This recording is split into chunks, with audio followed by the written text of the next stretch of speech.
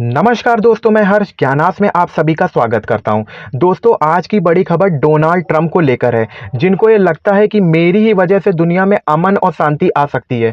दोस्तों, ये आदमी अपने आप में कुदरत का करिश्मा है। इसे खुद ही नहीं पता होता कि मुझे क्या बोलना है और क्या करना है। हाल ही में साउथ कोरिया के प्रेसिडेंट व्हाइट हाउस आते हैं। उनके द्वारा ये कहा जाता है कि साहब, साउथ कोरिया और नॉर्थ कोरिया के बीच में जो मतभेद हैं, उनको खत्म करने में आप हमारी मदद कीजिए। बेसिकली साउथ कोरिया के प्रेसिडेंट्स के तरफ से इंडिकेशन दिया जाता है कि साहब, आपने तो बड़े बड़े युद्धों को रुकवा दिया है, जो कि आप ही कहते हैं, जो आप मानते हैं, तो आप हमारे बीच में भी सुलह करवा दीजिए। साउथ कोरिया को हमारा ट्रंप को लेकर यह चापलूसी थी, क्योंकि हम सभी जानते हैं ट्रंप को फेम पसंद है। ये फेम का भूखा आदमी है। इसके पैरों में जो गिर जाता है वो इसका करीबी हो जाता है। कुछ दिनों पहले पुतिन साहब को इसने कहा था, वो तो मेरा लंगोटिया यार है, वो तो मेरा जिगरी यार है। मैं कहूँगा तो वो वॉर रोक देगा।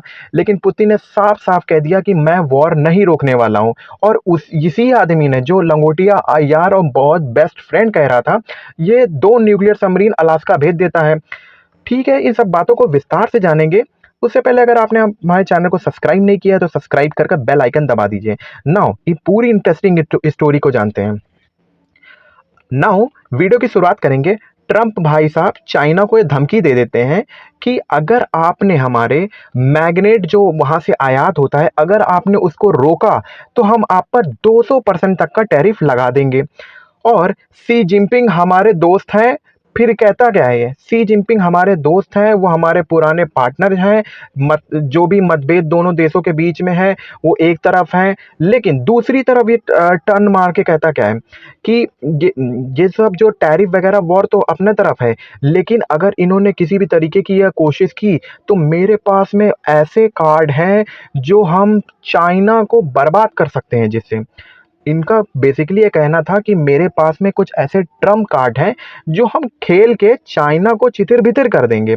अब ये अपने आप में सोचने वाली बात है कि चाइना को आप चितिर-बितिर कैसे कर सकते हैं? हाल ही में आपने देखा होगा कि यूएस और चाइना के बीच में काफ़ी टैरिफ वॉर हुआ था, जिसमें यूएस ने 145% तक का टैरिफ चाइना पे लाद दिया था। आपने क्या उखाड़ लिया चाइना का, ज़रा बताइए आप?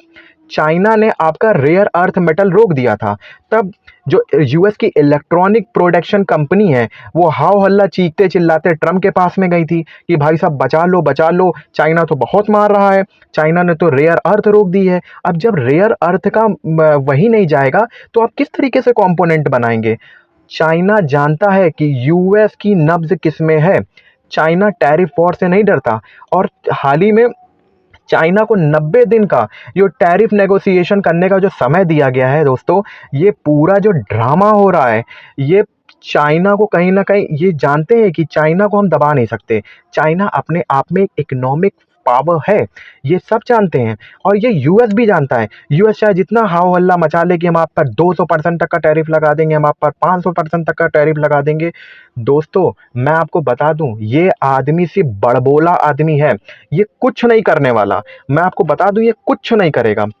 दूसरी तरफ चाइना ने नंबर 1, अगर मैं आपको बता दूँ कि जो चाइना है, वो नंबर 1 रॉ मटेरियल। देखिए, पहले रेयर अर्थ जो मेटल होते हैं, वो जो भी एलिमेंट्स होते हैं, वो पहले से एलिमेंट छाने बाय थोड़ा नहीं आते हैं। ये पहले रॉ मटेरियल में होते हैं और इन रॉ मटेरियल से रिफाइन करके जो रेयर अर्थ जो होते हैं, मटेरियल होते हैं, जैसे लेड हो गया, मर्क्यूरी और भी हमारे लेड हो गया, प्लेटिनियम हो गया, जितने भी ये मेटल्स होते हैं, इनको रिफाइन करके निकाला जाता है।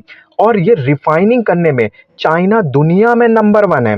मैं आपको बता दूं कि जो मैग्नेट पूरा प्रोडक्शन होता है पूरे वर्ल्ड में, उसमें 65% अकेला चाइना इसको मैग्नेट को सिर्फ रिफाइन करता है। अब ये समझ लीजिए कि चाइना अपने आप में कितना बड़ा मैन्युफैक्चरर है। चाहे वो फर्टिलाइज़र को लेके हो जाए, चाहे वो बोरिंग मशीन को लेकर हो जाए, चाहे वो क्रिटिकल कंपोनेंट्स को लेकर हो जाए, चाइना अपने आप में एक बड़ा मैन्युफैक्चरिंग हब है। और ये मैन्युफैक्चरिंग हब हो भी क्यों ना, क्योंकि चाइना को इकोनॉमिक पावर बनाने में आखिर किसका हाथ है? यूएस और यूरोपीय यूनियन का।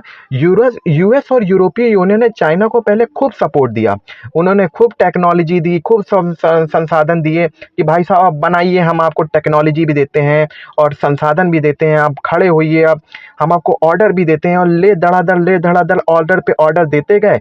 और आज चाइना जो बना है, चाइना है, वे इसका जिम्मेदार कौन है? इसका जिम्मेदार यूएस और ईयू ही है, क्योंकि उनके द्वारा लगातार चाइना को सपोर्ट किया गया और चाइना को आज इकोनॉमिक हब बनाकर छोड़ दिया गया है।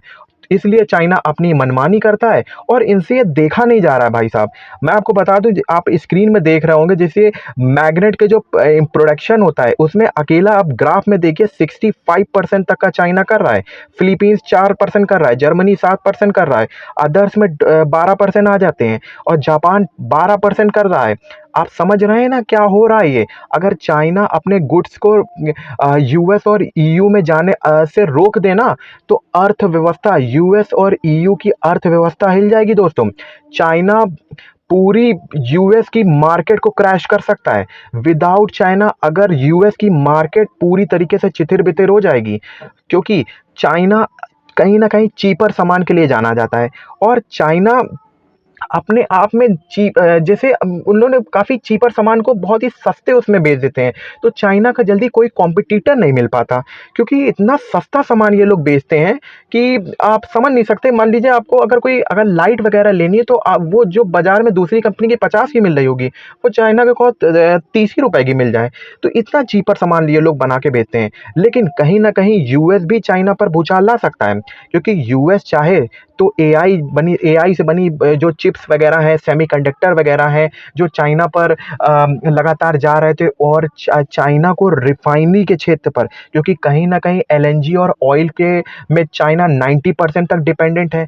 तो चाइना पे जाने वाला ये ऑयल सप्लाई है, तो यूएस चाहे तो इस ऑयल सप्लाई को काट सकता है, जिससे चाइना पे काफ़ी महँगाई बढ़ जाएगी और चाइना पर इन्फ्लेक्शन हो जाएगा।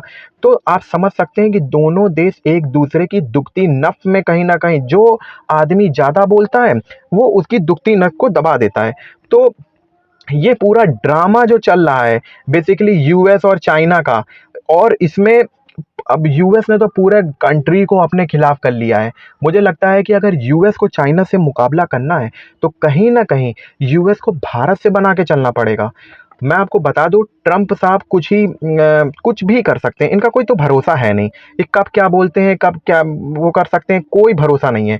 अभी इंडिया, पाकिस्तान, यूक्रेन और रशिया के बीच में जो युद्ध नहीं रुकवा पाए, तो ये कंट्री तलाशने लगता है ये आदमी, और साउथ कोरिया और नॉर्थ कोरिया के पास पहुँच जाता है। साउथ कोरिया, नॉर्थ कोरिया वही है जो जो किम जोंग उंग है, जो इसमें परमाणु बम गिराने की सोच रहा था। तो आप ये समझ सकते हैं कि ये आदमी कहीं भी नोबेल प्राइज़ के लिए किसी भी हद तक जा सकता है। इंडिया द्वारा क्लियर कह दिया गया है कि हम अपना अपना हित जानते हैं, हम अपने हिसाब से सामान खरीदेंगे।